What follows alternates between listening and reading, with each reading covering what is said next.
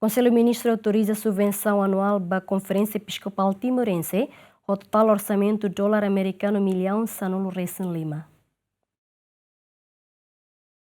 O Russi Conselho Ministro e a quarta o projeto que apresenta o Vice-Primeiro-Ministro, Ministro Coordenador de Assuntos Sociais, no Ministro Desenvolvimento Rural da Habitação Comunitária, Mariano Assanami Sabino, Conselho Ministro delibera ou autoriza realização de despesa dólar americano milhão Sanulo Recém Lima, relaciona a atribuição subvenção anual ida para a Conferência Episcopal Timorense, a executa durante a Tinarei Rua Ronaldo.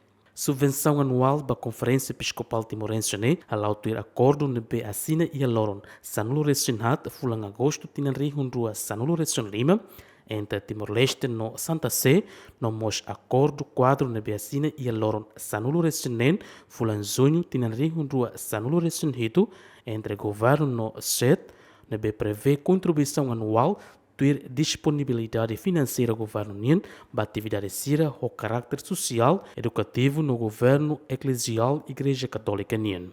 Além de esse muito Conselho Ministro aprova mais projeto de resolução governo onde for donativo ida o montante dólar americano reúne nulo para representação permanente República Árabe Saharaui Democrática e Timor-Leste. NB apresenta o Ministro do Negócio Estrangeiro e Cooperação Bendito dos Santos Freitas. A resolução governo o objetivo principal a apoia funcionamento representação permanente República Árabe Saharaui Democrática e Timor-Leste, no expressa Timor-Leste minha solidariedade ao povo saharaui, onde considera laço histórico amizade no percurso luta mútua para autodeterminação.